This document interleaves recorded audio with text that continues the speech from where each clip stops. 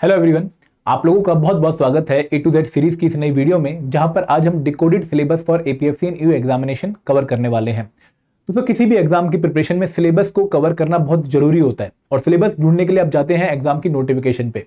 लेकिन जब आप एपीएफसी और ईयू एग्जाम की नोटिफिकेशन को देखेंगे तो वहां पर सिलेबस के नाम पे आपको सिर्फ कंपोनेंट के नाम दिखाई देंगे। उन कंपोनेंट के अंदर आपने कौन कौन से टॉपिक प्रिपेयर करने हैं ये आपको पता नहीं लगेगा। तो यहां पर इस सेशन में मैं आप लोगों को एपीएफसी और ईयू एग्जाम के जो कंपोनेंट हैं उनके अंदर आपको एग्जैक्टली कौन कौन से टॉपिक पढ़ने हैं वो बताने वाला हूं। तो वीडियो बहुत ही यूजफुल है उन बच्चों के लिए जो कि एपीएफसी और ईयू एग्जाम की प्रिपरेशन स्टार्ट करने के बारे में सोच रहे हैं। दोस्तों, अगर आप लोगों को ऑलरेडी ये सिलेबस पता है तो आप ये वीडियो स्किप कर सकते हैं और आप लोग अपनी प्रिपरेशन पे फोकस कर सकते हैं। लेकिन जिन बच्चों को अभी तक सिलेबस के बारे में नहीं पता है, टॉपिक्स के बारे में नहीं पता है कि कौन से टॉपिक प्रिपेयर करने हैं, उन सब के लिए वीडियो बहुत ही इंपॉर्टेंट है। और आगे बढ़ने से पहले मैं आप लोगों को ये भी बताना चाहूंगा कि भाई अगर आप लोग इन एग्जाम्स की तैयारी कर रहे हैं तो आपके पास हमारी एक कंप्रेहेंसिव गाइड बुक पक्का होनी चाहिए, क्योंकि यहां पर भी आपको रिटन फॉर्म में डिकोडेड सिलेबस मिल जाएगा जिसको आप लॉन्ग टर्म तक यूज कर सकते हो। इस वीडियो में मैं आप लोगों को सिलेबस को समझा दूंगा, लेकिन आपके पास एक हार्ड कॉपी कैसे रहेगी जब आप एक गाइड बुक डाउनलोड कर लेंगे। इसके साथ साथ आप लोगों को इस गाइड बुक में सॉल्व पीवाईक्यूज और प्रिपरेशन स्ट्रेटेजी भी पता लगेगी, जो कि बहुत यूजफुल रहेगी एपीएफसी और ईयू एग्जाम को डील करने के लिए। और गाइड बुक आपके लिए टोटली फ्री है, लिंक इस वीडियो के डिस्क्रिप्शन में दिया गया है। तो सब शुरुआत करते हैं decoded syllabus for APFC and EU examination. हमारी ए टू जेड सीरीज की एक नई वीडियो है। ए टू जेड सीरीज क्या है, मैं आप लोगों को एक बार रिमाइंड करवा दूं कि भाई हमने एक सीरीज स्टार्ट करी है जहां पर हम आप लोगों को ए टू जेड जो इंग्लिश अल्फाबेट के लेटर हैं उनकी मदद से जितने भी इंपॉर्टेंट टॉपिक्स हैं जो आप लोगों को एपीएफसी और ईयू एग्जाम के बारे में पता होना चाहिए उनको कवर करवा रहे हैं। हमने ए से ऑल अबाउट ईपीएफओ कवर किया था, फिर हमने जो है सी से कंपटीशन कवर किया, कट ऑफ कवर किया, बी से हमने बुक लिस्ट कवर करी और इसी धारा में आगे बढ़ते हुए आज हम डी से डिकोडेड सिलेबस कवर करने वाले हैं। तो अगर आप में से कोई बच्चा इस प्लेलिस्ट को अभी तक सेव करके नहीं बैठा है ए टू जेड सीरीज की, तो प्लीज आप ये प्लेलिस्ट का लिंक सेव कर लो। लिंक इस वीडियो के डिस्क्रिप्शन में दिया गया है ताकि आपको वो सारी वीडियोस मिल जाए एपीएफसी और ईयू एग्जाम की, जो कि इस प्रिपरेशन में आपकी हेल्प कर सकती हैं। एक ही जगह पे सारी वीडियोस को हमने क्लब करके सीरीज बनाई है ताकि आप लोगों को फायदे में जो है आप सारी इंफॉर्मेशन को गैदर कर पाए। अब दोस्तों शुरुआत करते हैं। देखो, जैसा मैंने बोला कि जब आप एपीएफसी और ईयू एग्जाम की प्रिपरेशन को स्टार्ट करते हैं तो सिलेबस को देखने के लिए आप इस एग्जाम की नोटिफिकेशन को सर्च करते हैं। तो जब आप एग्जामिनेशन की नोटिफिकेशन को सर्च करेंगे तो वहां पर आपको सिलेबस के फॉर्म में कुछ इस तरह की चीजें दिखाई देंगी। The syllabus of the test, the syllabus of the recruitment test is broadly comprises the following topics. अब टॉपिक्स मेंशन कर रखे हैं बट बेसिकली सब्जेक्ट के नाम यहां पर मेंशन कर रखे हैं कि भाई आपको जर्नल इंग्लिश प्रिपेयर करनी है, आपको Indian culture, heritage and freedom movements cover करनी है, आपको developmental issues and present trends in Indian economy cover करना है, आप लोगों को governance and constitution of India which is basically Indian polity अपनी वो कवर करनी है, आपको जनरल साइंस कवर करनी है and basic knowledge of computer application आपको कवर करना है, एलिमेंट्री मैथमेटिक्स यानी कि quantitative aptitude, stat and general mental ability यानी कि लॉजिकल रीजनिंग आप लोगों ने कवर करना है, industrial relation, labour laws and social security आपने कवर करना है, principles of accountancy, auditing and insurance ये कंपोनेंट आपने कवर करने हैं and last but not the least आप लोगों को करंट अफेयर कवर करने हैं for national and international importance. तो ये आपका सिलेबस आपको नोटिफिकेशन में देखने को मिलेगा। बट दोस्तों, इस सिलेबस से आप क्या आइडिया लगा पा रहे हैं? आपको सिर्फ कंपोनेंट के नाम पता लग रहे हैं, लेकिन उन कंपोनेंट के अंदर कौन कौन से टॉपिक पढ़ने हैं एग्जैक्टली वो शायद आइडिया आप लोगों को नहीं लग रहा है, क्योंकि आप लोगों को ये कंपोनेंट्स अपने आप में बहुत भारी भरकम कंपोनेंट्स देखने को मिलेंगे। अकाउंटेंसी एक बहुत बड़ा समुद्र है जिसमें बहुत सारा सिलेबस प्रिपेयर करना होता है। हिस्ट्री अपने आप में बहुत वास्ट है। अगर मैं बात करूं governance and constitution of India की, एक बहुत ही वास्ट टॉपिक। तो एग्जैक्टली इन पर्टिकुलर कंपोनेंट्स में क्या प्रिपेयर करना है हम आज वही डिस्कस करने वाले हैं। तो आप लोगों ने ध्यान से वीडियो देखनी है, क्योंकि आप लोगों को एक अंडरस्टैंडिंग पता लग जाएगी भाई इन एग्जाम्स में हमें कैसे अप्रोच करना है, हमें कैसे डिफरेंट टॉपिक्स को हर एक कंपोनेंट के अंदर कवर करना है। अब बात करते हैं, सबसे पहला जो कंपोनेंट है वो है Indian culture, heritage and freedom movement. तो अगर आप इस कंपोनेंट को ध्यान से पढ़ें तो आपको दो कंपोनेंट्स फर्दर दिखाई दे रहे होंगे, एक है इंडियन कल्चर और दूसरा है फ्रीडम मूवमेंट। फ्रीडम मूवमेंट मतलब मॉडर्न हिस्ट्री, जहां पर हम अपनी फ्रीडम मूवमेंट जो हमारी आजादी की लड़ाई है उसको कवर करते हैं। तो पहले हम फ्रीडम मूवमेंट की बात करते हैं। देखो, फ्रीडम मूवमेंट में काफी लोग कहते हैं कि सर इसकी शुरुआत कहां से हमें करनी चाहिए, क्या हमें बैटल ऑफ प्लासी 1757 से स्टार्टिंग करनी चाहिए या फिर हमें first war of independence of India 1857 की रिवोल्ट से स्टार्टिंग करनी चाहिए। मैं कहता हूं थोड़ा पीछे चलते हैं, हम स्टार्टिंग करते हैं एडवेंट ऑफ यूरोपियन से एंड डिक्लाइन ऑफ मुगल से, क्योंकि वो एक ऐसा पीरियड था जहां से हमारी मॉडर्न हिस्ट्री की शुरुआत होने लगती है। हम जब देखते हैं कि भाई अंग्रेज भारत में आए, सेम टाइम पर जो मुगल एम्पायर था, एक बहुत बड़ा एम्पायर, उस टाइम पर वो डिक्लाइन फेज में आ चुका था। औरंगजेब के लेटर फेजेस में जब हम 1700 से 1707 का पीरियड कवर करते हैं तो वहां पे औरंगजेब की जो पॉलिसीज थी, मल्टीपल पॉलिसी, रिलीजियस पॉलिसीज हो गई, उसकी मिलिट्री पॉलिसीज हो गई, जिसकी वजह से मुगल एम्पायर डाउन होना शुरू हो रहा था। तो वो वाला फेज इंपॉर्टेंट है कवर करना। फिर हम कवर करते हैं जो लेटर मुगल्स आए, जैसे बहादुर शाह आए औरंगजेब के बाद, फिर जहांगीर शाह आए, फिर फारूक शाह आए, फिर जो है मोहम्मद शाह रंगीला आए। तो उनके बारे में हम कवर करेंगे कि उनके टाइम पर कौन कौन सी रीजनल पावर्स जो है बनी, बंगाल कैसे बना, ठीक है। फिर हम पढ़ेंगे कि भाई कर्नाटक कैसे बना, मैसूर कैसे बना, हैदराबाद कैसे बना, और कैसे अंग्रेजों ने डिफरेंट वॉर्स के थ्रू इनको सब्जुगेट किया। हम एंग्लो मराठा वॉर्स पढ़ते हैं, एंग्लो कर्नाटिक वॉर पढ़ते हैं, एंग्लो मैसूर वॉर पढ़ते हैं, तो हम सारी चीजें पढ़ेंगे। प्लस दोस्तों 18वीं सेंचुरी के एंड तक आते आते अंग्रेजों ने भारत पे अपना कंट्रोल बढ़ा लिया था और उनकी बहुत सारी एडमिनिस्ट्रेटिव एंड इकोनॉमिक पॉलिसीज हमें इंडिया में अप्लाई होती हुई दिखती हैं, जहां पे सब्सिडी रिलायंस था, then there is permanent settlement, तो हम कवर करेंगे। फिर हम आएंगे 19वीं सेंचुरी पे, जिसकी स्टार्टिंग हम करेंगे सोशियो रिलीजियस रिफॉर्म मूवमेंट से। हम ब्रह्म समाज की फॉर्मेशन से लेकर धर्म सभा वगैरह सारा कवर करते हुए ये 20वीं सेंचुरी तक हम जाएंगे और सारी जो रिलीजियस मूवमेंट है वो हम कवर करेंगे। इसके साथ साथ फिर हम कवर करेंगे जो अर्ली रिवोल्ट से, ये रिवोल्ट्स कौन से, 1857 की इंडिपेंडेंस वॉर नहीं, उससे पहले में भी कुछ रिवोल्ट्स हुए हैं, जैसे वेल्लोर म्यूटिनी हुई है, रानी चिन्नम्मा का स्ट्रगल हुआ है। तो जो छोटे लेकिन बहुत इंपॉर्टेंट रिवोल्ट्स थे वो हमें कवर करने हैं। फिर हमें आना है इंडियन वॉर ऑफ इंडिपेंडेंस पे, 1857 की रिवोल्ट पे। फिर हम आगे बढ़ते हुए जो अंग्रेजों की डिवाइड एंड रूल पॉलिसी है वो कवर करेंगे। फिर जो बहुत सारी मूवमेंट्स या बहुत सारे इंस्टीट्यूशंस बने बिफोर द कांग्रेस फॉर्मेशन वो हम कवर करेंगे, जहां पे हम कवर करेंगे भाई कि कैसे एक इंडियन एसोसिएशन बनी, ठीक है, 1875 में, वो सारा कवर करते हुए हम कवर करेंगे कांग्रेस की फॉर्मेशन।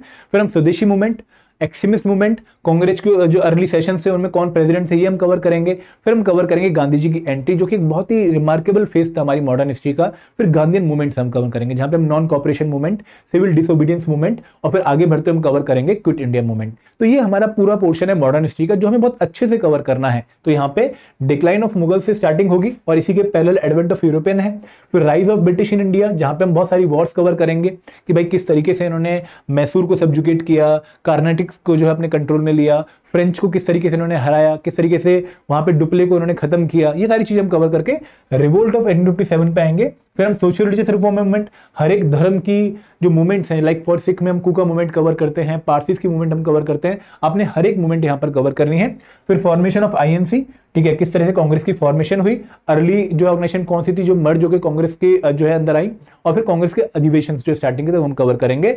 फिर मॉडरेट का फेस 1905, एक्सट्रीमिस्ट का फेस स्वदेशी मूवमेंट, और इससे पहले भी हम 1900 से लेकर 1905 की जो कर्जन पॉलिसीज थी वो भी कवर करेंगे।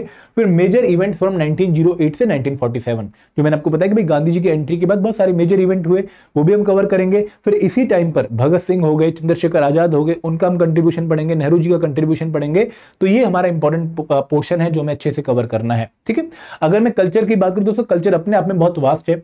तो कल्चर में हम कवर करते हैं बेसिकली इंडियन आर्किटेक्चर, जहां पर हम शुरुआत करते हैं हड़प्पन सिविलाइजेशन से, ब्रिक की फॉर्मेशन से, और फिर हम आते हैं मॉरल आर्किटेक्चर पे। बहुत ही रिमार्केबल फेस है मॉडर्न आर्किटेक्चर इन गुप्ता जो है एम्पायर, वहां पे हमें गोल्डन एज देखने को मिलती है इंडियन आर्किटेक्चर की। फिर हम आगे बढ़ते हुए पांड्यन, चोला, पल्लवा, इनके आर्किटेक्चर कवर करते हुए विजयनगर एम्पायर, फिर हम मुगल आर्किटेक्चर पे आ जाते हैं, दिल्ली सल्तनत के आर्किटेक्चर पे आ जाते हैं, फिर हम लुटियंस और जो सिख आर्किटेक्चर है या फिर कश्मीर आर्किटेक्चर है वो सारे कवर करेंगे। तो Indian architecture is the most important part of Indian culture. फिर हम पेंटिंग्स कवर करते हैं, पेंटिंग्स में भी हमें डिफरेंट जनरेशन देखने को मिलती हैं, डिफरेंट वैरायटीज देखने को मिलती हैं, फोक पेंटिंग्स देखने को मिलती हैं, मुगल पेंटिंग्स देखने को मिलती हैं, उनकी डिफरेंट कैरेक्टरिस्टिक्स हमें कवर करनी है। फिर डांसेस देखो हमारे ना 8 तो कल्चरल डांसेस हैं, जैसे मोहिनीअट्टम हो गया, ठीक है, जो हमारे और भी डांसेस हैं, ओडिसी वगैरह हो गए, वो हम कवर करेंगे। म्यूजिक कवर करेंगे, इंडियन हैंडीक्राफ्ट, रिलीजन हो गए, जहां पे हमें बुद्धिज्म जैनिज्म पे स्पेशल फोकस रखना है, हर बार एक क्वेश्चन लगभग आते ही एग्जामिनेशन में। फिर हम कवर करेंगे 6th स्कूल ऑफ फिलोसफी। फिर हम आएंगे फेयर एंड फेस्टिवल पे, जहां पे जो फेस्टिवल न्यूज में वो आपने अच्छे से कवर करने हैं, वर्ल्ड हेरिटेज साइट, टेंजिबल भी और इंटेंजिबल भी, फिर कुछ मिसलेनियस टॉपिक, और फिर फेमस आर्कियोलॉजिस्ट। तो ये हमारा टॉपिक जो डिवीजन बना वो बना इंडियन कल्चर का। तो वैसे तो सिलेबस में सिर्फ Indian culture, heritage and freedom movement है, बट अब जब ध्यान से इसका सिलेबस डिकोड करते हो या फिर पीवाईक्यूज भी देखते हो तो यहां पर आपको एंशिएंट और मिडिवल हिस्ट्री भी देखने को मिलेगी, तो आपको वो भी प्रिपेयर करनी है। एंशिएंट एंड मिडिवल हिस्ट्री मतलब आपको जो है starting from Harappan civilisation till Mughal empire आपको सारा पोर्शन कवर करना पड़ेगा, क्योंकि एग्जाम में उनके भी क्वेश्चन आते हैं। इवन साउथ इंडिया या फिर पाला एम्पायर, उन सब के क्वेश्चन भी आपको देखने को मिलेंगे। तो एक होलिस्टिक प्रिपरेशन आप लोगों ने यहाँ पर पूरी हिस्ट्री एंड कल्चर की करनी है फॉर एपीएफसी न्यू एग्जामिनेशन। जो बच्चा यूपीएससी एग्जाम की प्रिपरेशन कर रहा है उसका ऑटोमेटिकली पोर्शन कवर है, लेकिन जो बच्चा एसएससी वाला है, बैंकिंग वाला है या फिर बिगिनर है, उसको पूरी हिस्ट्री स्क्रैच से ही प्रिपेयर करनी पड़ेगी। आगे बढ़ते हैं, अगले कंपोनेंट की बात करते हैं जो है governance and constitution of India and current affair. देखो दोस्तों, करंट अफेयर अपने आप में एक बहुत वास्ट एरिया है और बच्चों को डाउट होता है कि सर करंट अफेयर में प्रिपेयर एग्जैक्टली करना क्या है और कितने मंथ के करंट अफेयर प्रिपेयर करने चाहिए for APFC in EU examination. यहां पर सबसे पहले आपने ध्यान ये देना है कि आपको एटलीस्ट आपको 6 month before the exam current affair तो पक्का प्रिपेयर करने ही करने हैं, बट आइडियली आप लोगों को 1 साल before the exam current affair prepare करने चाहिए। तो फॉर एग्जांपल अगर एग्जाम नवंबर 2025 में होने वाला है तो आपको नवंबर 2024 आइडियली, लेकिन मई 2025 से तो पक्का ही प्रिपेयर करने चाहिए करंट अफेयर। तो ये आपका बेसिक रूल हो गया रिगार्डिंग दी कवरेज। और अब हम बात करते हैं कि भाई कौन से करंट अफेयर पे हमें ज्यादा फोकस रखना है। वैसे तो करंट अफेयर में बहुत सारी डायमेंशन है, बट कुछ एरियाज ऐसे हैं जहां पर हमारा स्पेशल फोकस होना चाहिए। और वो एरियाज हमें कैसे पता लगते हैं? पीवाईक्यू को एनालाइज करके with the help of syllabus. हम दोनों को साथ में रखकर जब एनालाइज करते हैं तो हमें पता लगता है कि भाई there are certain dimension like government schemes, बहुत इंपॉर्टेंट है, जिनके ऊपर एग्जाम में हर बार 2 या 3 क्वेश्चन आपको देखने को मिलते हैं। Second area is summits and conferences. ठीक है, जितनी भी समिट्स या तो वो इंडिया जिनमें पार्टिसिपेट कर रहा है, फिर जो इंडिया में हो रही है वो हमें बहुत अच्छे से कवर करनी है। फिर ग्लोबल जो मेजर जो है सीओपीस वगैरह हैं या फिर कोई यूएनजी की कन्वेंशन वगैरह के ऊपर मीटिंग हो रही है, कोई यूएनएससी की मीटिंग हो रही है, वो हमें कवर करनी है। इसके अलावा awards, major awards, Ramon Magsaysay हो गए, नोबेल प्राइज हो गए। Then sports, major tournament like summer Olympic, winter Olympic, world cup and indices या फिर रिपोर्ट्स जो मेजर ऑर्गेनाइजेशन रिपोर्ट जो रिलीज करती हैं like World Bank, IMF, World Economic Forum. ये डायमेंशन बहुत इंपॉर्टेंट है एपीएफसी ईयू एग्जामिनेशन के लिए। नो डाउट ये डायमेंशन के अलावा और भी डायमेंशन है करंट अफेयर में, बट इन पे आपका प्राइम फोकस रहना चाहिए क्योंकि 80% कवरेज आपकी इन डायमेंशन एग्जाम में आपको देखने को मिलेगी क्वेश्चन की फॉर्म में। तो ये करंट अफेयर वाला पोर्शन हो गया। अब दोस्तों अगर मैं बात करूं पॉलिटी की, देखो पॉलिटी अपने आप में बहुत वास्ट एरिया है। हमें शुरुआत करनी होती है historical background of Indian constitution. वहां पर हम कवर करते हैं कि भाई कंपनी रूल के टाइम पर कैसे रेगुलेटिंग एक्ट ऑफ 1773 से स्टार्ट होके हमें Indian council act charter act of 1853 तक एक्ट देखने को मिलते हैं। यहाँ पे हम चार्टर एक्ट ऑफ 1793 कवर करते हैं, 1813 कवर करते हैं, 1833 कवर करते हैं। तो ये सारे चार्टर एक्ट और इनसे इंडिया में किस तरह की पॉलिटिकल जो है इंक्लिनेशन स्टार्ट हुई वो हमें कवर करना है कि भाई किसने पहली बार लेजिस्लेशन की स्टार्ट करी, किसने पहली बार सेंट्रलाइजेशन स्टार्ट करी, किसने पहली बार एग्जीक्यूटिव फंक्शंस को आइडेंटिफाई किया। ये सारे पोर्शन हमें कवर करने हैं कि उनका बेयरिंग क्या था हमारे इंडियन कॉन्स्टिट्यूशन पे। फिर हम कवर करेंगे कि क्राउन रूल के टाइम पर कौन कौन से एक्ट आए, जहां पर हम पढ़ते हैं government of India act of 1858। फिर हम कवर करते हैं इंडियन काउंसिल एक्ट 1861 का, 1892 का, 1909 के मॉरल लिमिट रिफॉर्म्स, फिर मॉन्टेगू चेम्सफोर्ड रिफॉर्म। फिर हम कवर करते हैं government of India act of 1935। फिर हम कवर करते हैं इंडियन इंडिपेंडेंस एक्ट ऑफ 1947। ये कवर करने के बाद हम कवर करेंगे मेकिंग ऑफ इंडियन कॉन्स्टिट्यूशन, जहां पर हम मेजर कमेटीज, माइनर कमेटीज, किस तरीके से संविधान बना, किस स्कीम के थ्रू संविधान बना, कैबिनेट मिशन प्लान क्या था, वो सारा हम कवर करेंगे। फिर हम आगे बढ़ के कवर करेंगे फीचर्स ऑफ इंडियन कॉन्स्टिट्यूशन कि भाई हमारे कॉन्स्टिट्यूशन की खासियत क्या है, क्या उनकी आइडेंटिटी है, क्या पहचान है, क्या फीचर है जो उनको यूनिक बनाती हैं। फिर हम कवर करेंगे इंडियन प्रेम्बल जो कि हमारा आइडेंटिटी कार्ड है कॉन्स्टिट्यूशन का। ये पोर्शन हमारा बनाएगा कॉन्स्टिट्यूशनल फ्रेमवर्क वाला पोर्शन। बेसिक फ्रेमवर्क हमने अपने कॉन्स्टिट्यूशन को कवर कर लिया। फिर हम आगे बढ़ेंगे, फिर हम कवर करेंगे स्टेट्स की फॉर्मेशन और भारत में सिटीजनशिप को किस तरीके से ग्रांट किया जाता है वो हम कवर करेंगे। लेस इंपॉर्टेंट टॉपिक है बट कई बार एग्जाम में आ जाता है, तो आप इस पर ज्यादा फोकस मत दीजिएगा, बट ये प्रिपेयर कर लीजिएगा एक बार अगर आपने करना है तो। फिर दोस्तों हम कवर करते हैं पॉलिटी का सबसे important topic fundamental rights, directive principle of state policy and fundamental duty. ये ट्रिनिटी आपको एग्जाम में बहुत अच्छे से देखने को मिलेगी और लगभग 2-3 क्वेश्चन हर बार एग्जाम में आते हैं। देन सेंटर स्टेट रिलेशन, जहां पर हम एग्जीक्यूटिव रिलेशन की बात करते हैं, लेजिस्लेटिव रिलेशन की बात करते हैं, एडमिनिस्ट्रेटिव रिलेशन की बात करते हैं, इमरजेंसी प्रोविजन की बात करते हैं, इंटरस्टेट काउंसिल की बात करते हैं, और हमारी जो बहुत सारी और काउंसिल हैं, जैसे हम जो है स्टेट रियोगनाइजेशन के बाद हम और काउंसिल देखते हैं, वो सारी आपने यहाँ पर कवर करनी सेंट्रल स्टेट रिलेशन में। तो एक मेजर एरिया है हमारे सिलेबस का जो हमें कवर करना होता है। फिर एग्जीक्यूटिव इन इंडिया, जहां पे हम 2 तरह के एग्जीक्यूटिव कवर करते हैं, एक है यूनियन एग्जीक्यूटिव या फिर सेंट्रल एग्जीक्यूटिव, जहां पे प्रेसिडेंट ऑफ इंडिया आ जाते हैं, जो वाइस प्रेसिडेंट है वो आ जाते हैं। देन आ जाते हैं हमारे prime minister, council of minister and attorney general of India. फिर हम जब स्टेट एग्जीक्यूटिव की बात करते हैं तो यहाँ पर हमारे गवर्नर साहब आते हैं, स्टेट के सीएम आते हैं, स्टेट काउंसिल ऑफ मिनिस्टर आती है and advocate general of state आते हैं। फिर हम कवर करेंगे लेजिस्लेचर इन इंडिया, जहां पर अगेन 2 पार्ट है। एक तो है यूनियन लेजिस्लेचर जिसको हम इंडियन पार्लियामेंट के नाम से जानते हैं, सबसे इंपॉर्टेंट टॉपिक माना जाता है after fundamental rights of Indian polity. आपको अच्छे से पार्लियामेंट कवर करना है क्योंकि एग्जाम में अगेन 2-3 क्वेश्चन आएंगे ही आएंगे। देन स्टेट लेजिस्लेचर, फिर हम कवर करते हैं जुडिशरी, जहां पर हम सुप्रीम कोर्ट, हाई कोर्ट और सबऑर्डिनेट कोर्ट कवर करेंगे। फिर constitutional bodies like election commission of India, CAG, ठीक है, अटॉर्नी जनरल ऑफ इंडिया, ये सारे कवर करते हुए नॉन कॉन्स्टिट्यूशनल बॉडीज पे भी कवर करेंगे, एनएचआरसी, लोकपाल, है ना, लोकायुक्त वगैरह। फिर local government, Panchayati Raj institution and municipalities, and last में कुछ मिसलेनियस टॉपिक। तो ये हमारा पूरा पॉलिटी का सिलेबस है, काफी वास्ट है पॉलिटी, और दोस्तों अंडरस्टैंडिंग डेवलप करोगे तो एग्जाम में अच्छा स्कोर देखने को मिलेगा। तो ये आपका पोर्शन कवर होता है। आगे बढ़ते हैं, Indian economy, developmental issues and insurance की बात कर लेते हैं। देखो इंडियन इकोनॉमी एग्जाम वाइज आपको पीवाईक्यू की फॉर्म में थोड़ी कम देखने को मिलेगी, बट इंपॉर्टेंट है क्योंकि यूपीएससी में कोई फिक्स ट्रेंड नहीं है कि आपको एक ही तरह की वेटेज हर बार क्वेश्चन में कोई देखने को मिलेगी। हर बार number of topic question from each topic आपको वेरी करते हुए दिखेंगे। तो आपको इंडियन इकोनॉमी में स्पेशल फोकस रखना है क्योंकि कभी भी कंपोनेंट इंपॉर्टेंट हो सकता है। यहां पर हम शुरुआत करते हैं डिमांड एंड सप्लाई के कंसेप्ट से कि भाई डिमांड एंड सप्लाई होती क्या है, इलास्टिसिटी ऑफ डिमांड क्या होता है। फिर हम कवर करते हैं मेजरमेंट ऑफ ग्रोथ, जहां पर हम बेसिक टर्मिनोलॉजीज के बारे में क्लैरिटी लेते हैं कि भाई जीडीपी क्या होता है, जीएनपी क्या होता है, एनएनपी क्या होता है, मार्केट प्राइस क्या है, फैक्टर कॉस्ट क्या है, फैक्टर ऑफ प्रोडक्शन क्या है, डिफ्लेटर क्या है, रियल जीडीपी क्या है, नॉमिनल जीडीपी क्या है। ये सारी क्लैरिटी जब हमें मिलती है तो हमें आगे की इकोनॉमिक्स समझ आती है।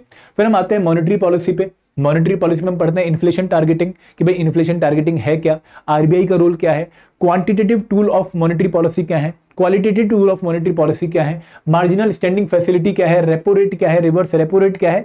ये सारी टर्मिनोलॉजी हमारी कवर होती है जब हम मॉनेटरी पॉलिसी कवर करते हैं। फिर दोस्तों आते हैं फिस्कल पॉलिसी, जहां पर हम अगेन बहुत सारे बजट्स के रिलेटेड जो टर्म्स है वो कवर करते हैं कि भाई रेवेन्यू अकाउंट क्या होता है, करंट अकाउंट क्या होता है। फिर हम कवर करते हैं कि भाई फिस्कल डेफिसिट क्या है, प्राइमरी डेफिसिट क्या है, बजटरी डेफिसिट क्या है। तो सारी बातें हमारी फिस्कल पॉलिसी में, इन्फ्लेशन क्या होती है, कौन कौन से इंडिसेस हैं जिसके थ्रू हम इन्फ्लेशन मेजर करते हैं, डब्ल्यूपीआई, सीपीआई, कौन उनको रिलीज करता है, balance of payment, economic history of India जहां पे हम 5 ईयर प्लान पढ़ेंगे, इंडिया की किस तरीके से इकोनॉमी की जो है शेपिंग अप हुई है आफ्टर इंडिपेंडेंस, वो हम कवर करेंगे।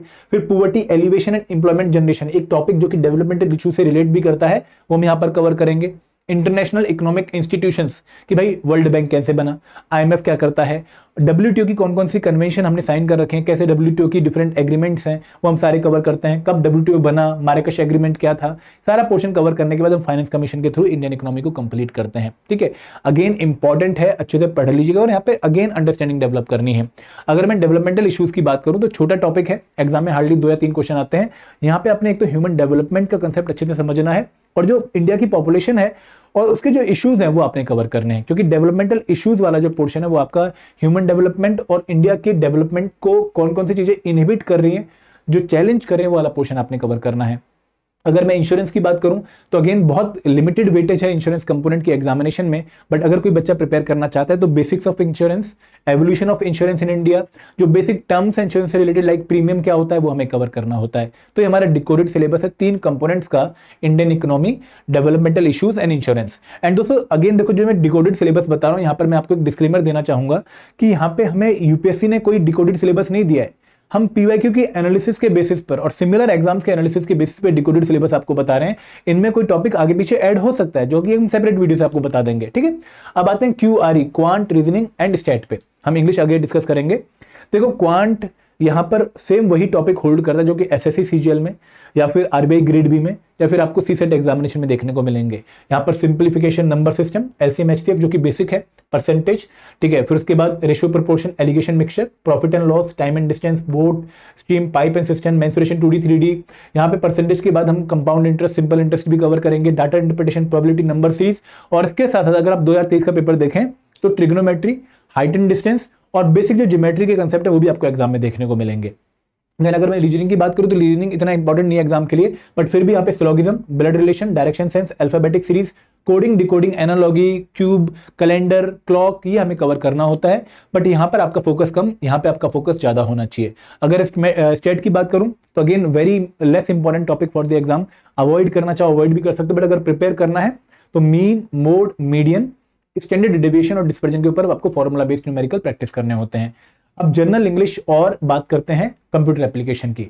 तो फिर इंपॉर्टेंट एरिया है दोनों ही कंपोनेंट, एग्जाम में काफी अच्छी वेटेज है इन पर्टिकुलर कंपोनेंट्स की। तो इंग्लिश में दोस्तों ग्रामर एग्जाम में नहीं आ रही है, बट अगर आप पेपर ध्यान से देखें 2021 का, 2023 का और 2023 ईओयू का, तो आपको एक तो रीअरेंजमेंट ऑफ पैराजंबल, जहां पे आपको 4 फ्रेज दे देंगे, आपको उनको अरेंज करना है ताकि एक मीनिंगफुल सेंटेंस बन जाए। ऐसे क्वेश्चन आपको 5 देखने को मिलेंगे।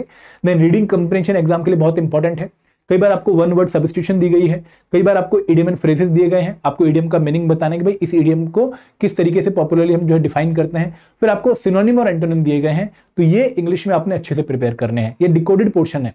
अगर मैं कंप्यूटर की बात करूं तो कंप्यूटर ऐसे तो बहुत वास्ट कंपोनेंट है, अपने आप में इंजीनियरिंग है कंप्यूटर में, बट आपको basics of computer application cover करने, तो आपको पता होना चाहिए भाई जनरेशन ऑफ कंप्यूटर क्या है, कंप्यूटर की एप्लीकेशन कौन कौन सी है, फिर वो सॉफ्टवेयर कौन कौन से, हार्डवेयर कौन कौन से, एप्लीकेशन सॉफ्टवेयर क्या है, यूटिलिटी सॉफ्टवेयर क्या है, प्रोसेसिंग सॉफ्टवेयर क्या है, फिर आपको operating system, memory organisation, computer networking के बारे में, डाटा कम्युनिकेशन के बारे में, डाटा रिप्रेजेंटेशन के बारे में, माइक्रोसॉफ्ट ऑफिस के बारे में, डाटाबेस मैनेजमेंट के बारे में, कंप्यूटर नेटवर्क सिक्योरिटी के बारे में, लैंग्वेजेस के बारे में, ये चीज आपको पता होनी चाहिए। And computer is going to be a very low hanging fruit for all of you, क्योंकि एग्जाम में ना टफ क्वेश्चन नहीं आ रहे हैं, लेकिन जिसने बेसिक कवर कर रखा है उसको काफी अच्छा स्कोरिंग पोटेंशियल यहाँ पर देखने को मिलेगा। आगे बढ़े, अब बात करते हैं अकाउंटेंसी और ऑडिटिंग की। काफी बच्चों को ये कंपोनेंट पेन पॉइंट लगते हैं, क्योंकि हमने कभी कॉमर्स पढ़ी नहीं है, हमने कभी अकाउंट्स पढ़ी नहीं है, बट दोस्तों इस एग्जाम में आपको अकाउंटेंसी पक्का पढ़ के जानी है। अगर एक समझदार बच्चा होगा तो पीवाईक्यू एनालाइज करके एक आइडिया पक्का लगा लेगा कि भाई इन कंपोनेंट को सॉल्व किए बिना मेरी एग्जाम में सिलेक्शन बहुत मुश्किल है। और यहाँ पे अकाउंटेंसी स्कोरिंग भी है, आपको 20 टॉपिक प्रिपेयर करने हैं अकाउंटेंसी में। आपको स्टार्ट करना है इंट्रोडक्शन टू अकाउंटिंग से, थ्योरी बेस ऑफ अकाउंटिंग से, recording transaction part 1 part 2, trial balance, bill of exchange and income statement.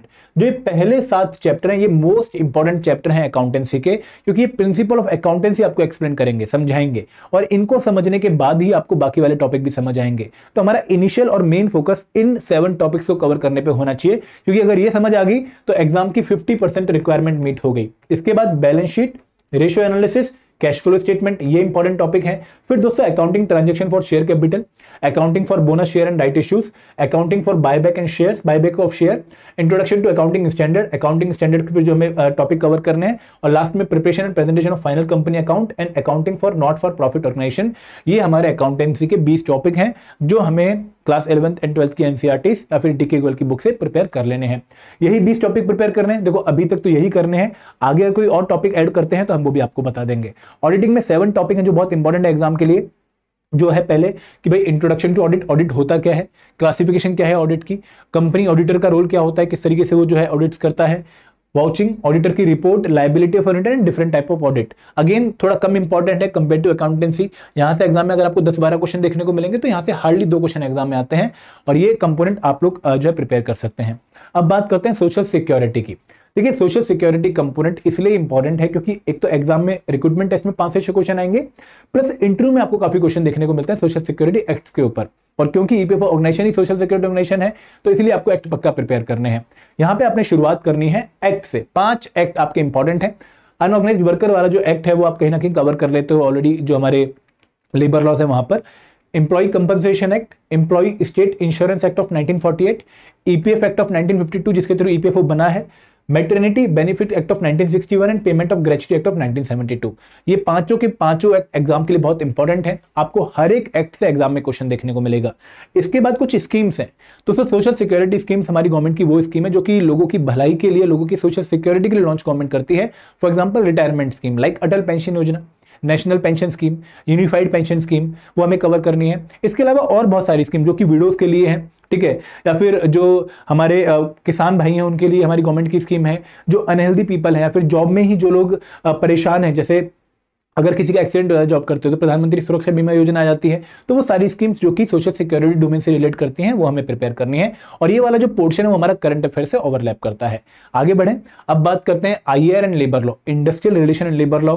Again एक बहुत इंपॉर्टेंट कंपोनेंट एग्जाम के लिए, जहां पे 2 सब पार्ट हैं, एक है इंडस्ट्रियल रिलेशन और एक है लेबर लॉ।